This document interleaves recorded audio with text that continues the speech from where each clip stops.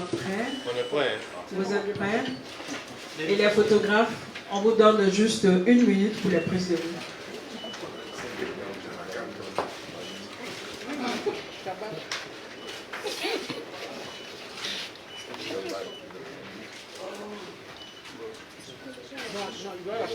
Merci en temps de mettre les photos sous silence.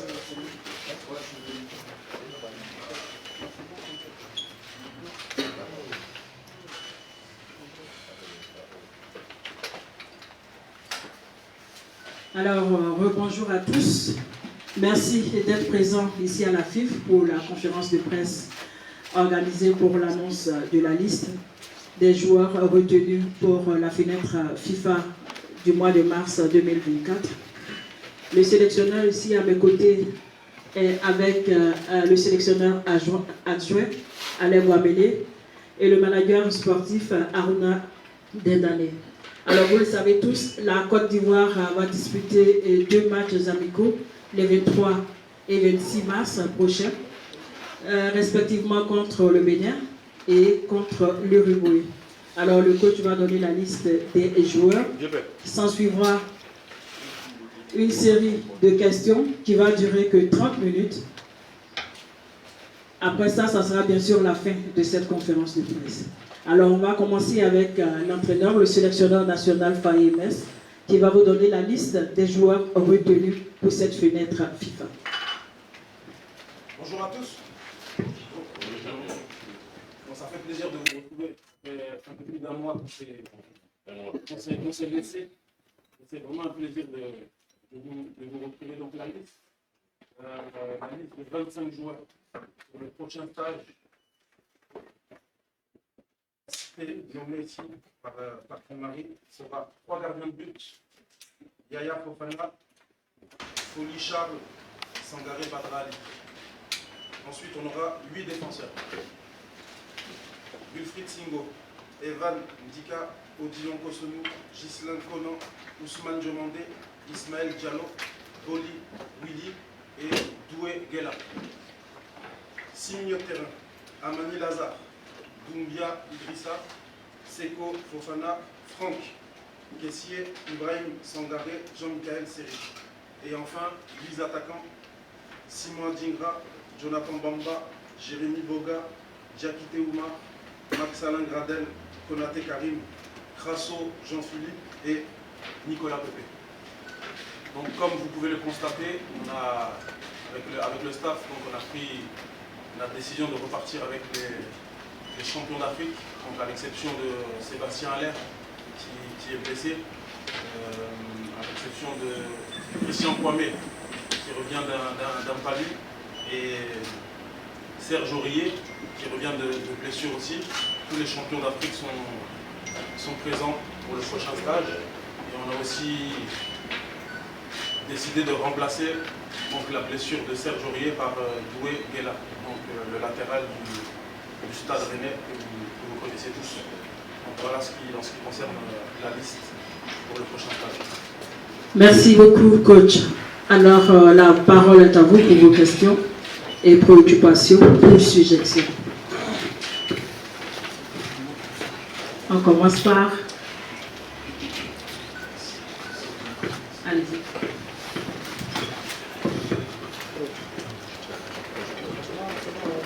Bonjour coach, je vous ai quitté Radio Tranchère. À la CAN, vous étiez avec 27 joueurs. Là, vous retenez 25 pour cette fenêtre FIFA. Seul Saint-Jourier a été remplacé. Alors que vous avez un avant-centre de la trempe de Sébastien Haller qui n'est pas là, Christian également qui n'est pas là. On s'attendait à avoir un autre avant-centre, peut-être pour avoir d'Atro Fofana. Alors pourquoi ce choix? Comme je l'ai dit, après avoir annoncé la liste, on a pris la décision de repartir avec les champions d'Afrique. Pendant la Coupe d'Afrique des Nations, on avait 9 joueurs à vocation offensive. Il y en a 2 qui ne sont pas disponibles, donc Seb est blessé. Et Christian revient d'une maladie. Et on est parti du principe que pour 2 matchs, pour ces 2 matchs, on avait 7 attaquant, donc largement je crois pouvoir avoir du répondant et largement de pouvoir avoir des armes offensives pour ces deux matchs-là. Donc on n'a pas trouvé nécessaire de rajouter des attaquants en plus.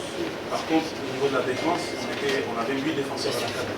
En enlevant Serge Aurier, on se retrouvait à 7 et on se retrouvait avec Wilfried Senghol, le seul latéral droit de métier, 2 matchs. On a décidé de prendre un deuxième latéral droit pour pouvoir jouer ces 2 matchs sans avoir le même souci.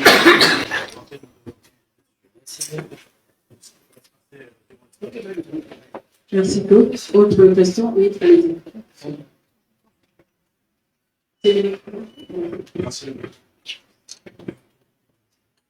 Merci. Bonjour coach. Au sortir de la dernière Coupe d'Afrique, Seko Fofana, lors d'une interview, avait prétexté qu'il allait réfléchir à son avenir en sélection lorsque la question lui a été posée. Là, il figure à nouveau sur votre liste. Donc, est-ce que vous avez discuté avec lui de ce point précis-là depuis lors, et puis quelle est sa position réelle aujourd'hui? C'est aussi simple. On ne pouvait pas se permettre de mettre un joueur sur la liste si on n'était pas sûr qu'il n'avait pas l'envie de continuer. Parce que ce qu'on a fait à la CAN, c'est quelque chose d'extraordinaire. Ça fait de nous aujourd'hui une équipe sur qui il y aura beaucoup d'attentes.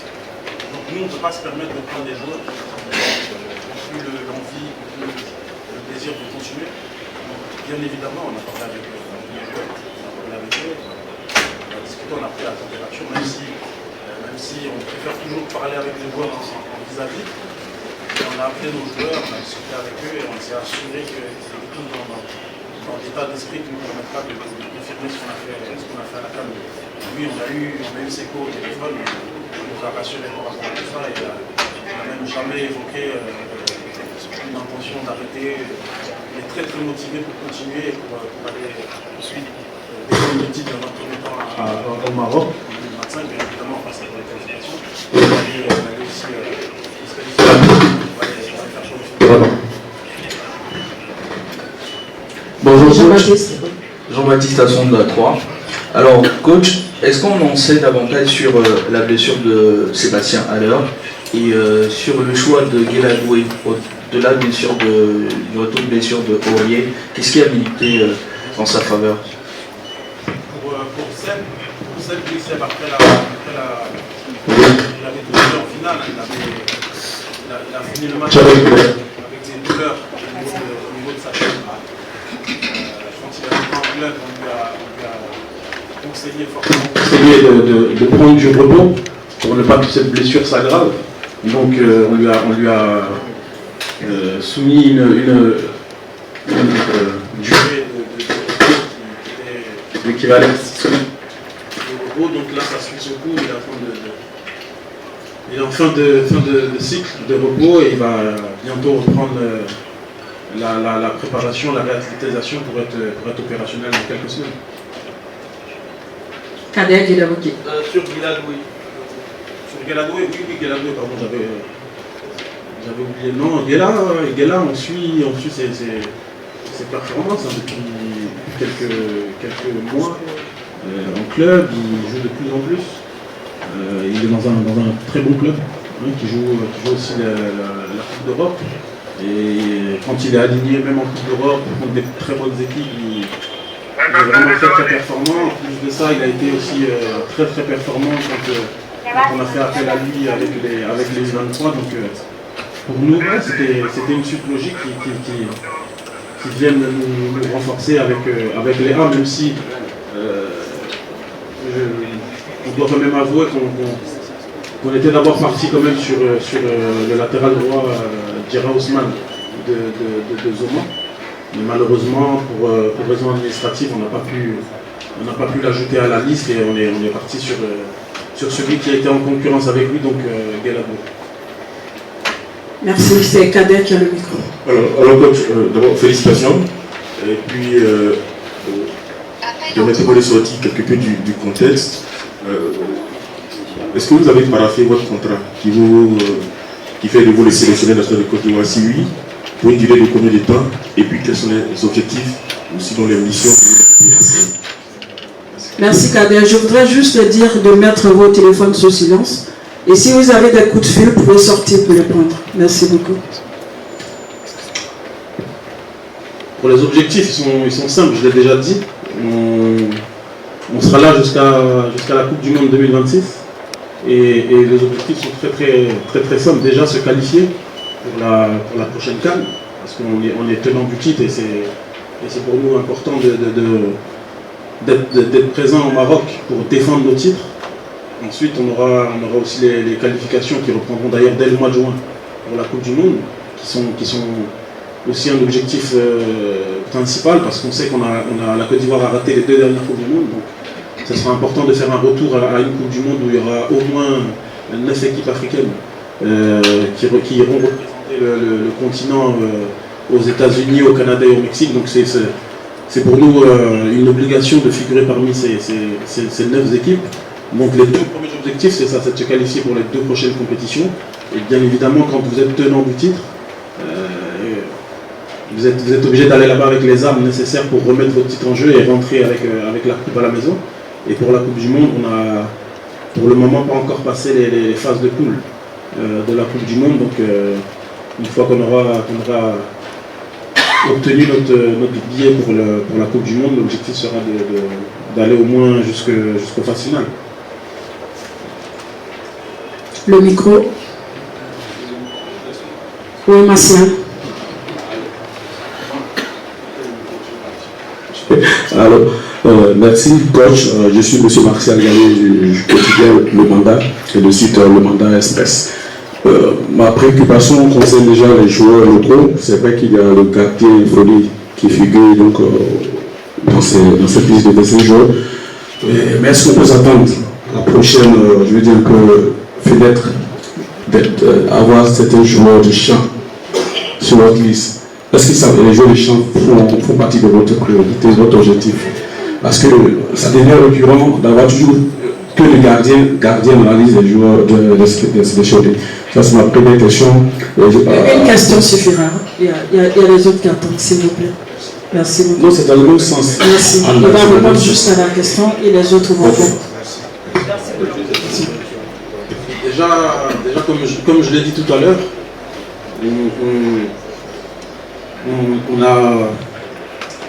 on devait prendre Dira Ousmane, donc le latéral droit de Zoma FC, parce que c'est un très très bon début de saison, et son équipe aussi d'ailleurs.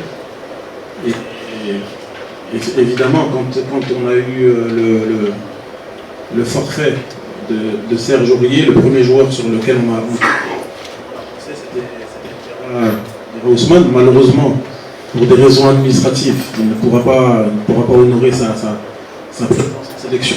Mais tout ça pour vous dire que les joueurs locaux ont aussi leur mot à dire dans l'équipe nationale de Côte d'Ivoire. Après, on ne fera pas des quotas en se disant oui, il faut absolument qu'il y ait un joueur local. Non, ce sera au mérite. Si 1 ou 2 joueurs méritent de figurer parmi la liste des éléphants, ils figureront, mais ce sera vraiment au mérite. Il n'y aura pas de recherche de quotas à vouloir absolument prendre des joueurs qui jouent dans le championnat parce qu'avant ça se faisait pas. Non, on n'est pas dans cette réflexion-là. On est vraiment dans la réflexion du mérite et des performances et ce sera toujours les meilleurs joueurs du moment qui viendront en équipe nationale. Adomel.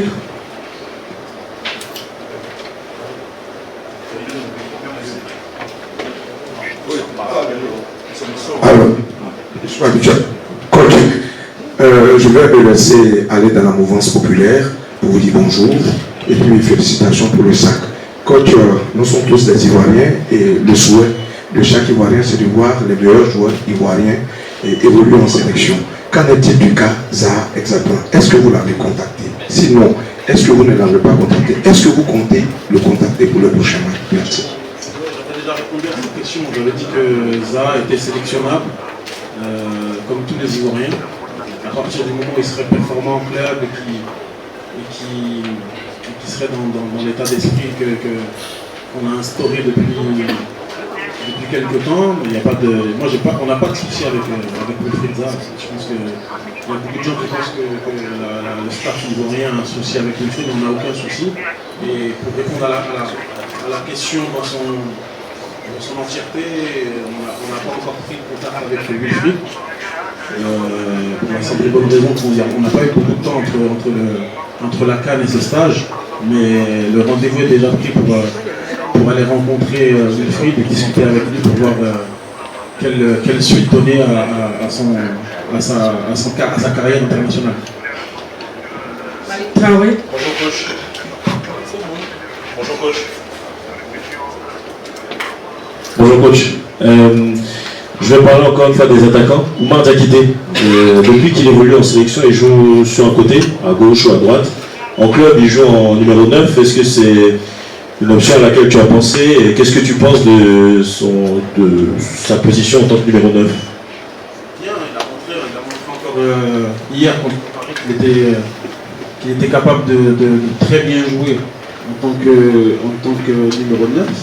Et c'est vrai qu'à partir du moment où on a perdu Seb pour ce rassemblement, c'est sûr que Oumar fera partie des options pour évoluer à ce poste. Après, on aura le temps de voir sur les séances d'entraînement, pendant le stage, si déjà on va évoluer à un ou deux attaquants, et si Oumar tiendra le rang pour évoluer à ce poste-là. Après, Oumar il a montré aussi pendant la CAN que c'était un très très bon joueur de couloir. On a plusieurs options avec lui, donc c'est ce qui est intéressant. Donc on verra au moment venu quelle sera l'option qui sera bénéfique pour le groupe. Bonjour coach. Ouais. Antoine, Mon pays. Alors que j'ai vu comme ça qu'on ne change pas d'équipe, vous venez de le prouver avec vos listes. Mais moi je voulais savoir, au niveau du staff technique, coach, là maintenant vous avez toute la responsabilité. Avec qui vous allez travailler pendant les prochaines 2 années? Merci. C'est comme je l'ai dit aussi, avant c'est important pour un coach d'avoir dans son staff des éléments avec qui le courant passe facilement, avec qui le travail va vite, parce qu'on se comprend, on est sur la même longueur d'onde, on avance dans la même direction. Donc c'est aujourd'hui ce qu'on est en train on va dire de boucler et de définir. Mais ce qui est sûr, c'est qu'on aura donc Alain Guamene qui est présent ce matin avec nous et qui sera là en tant qu'adjoint et en tant que manager des gardiens de but. On aura aussi Guy Demel. Ça, ce sont les deux qui seront dans le staff. Pour les autres, Merci.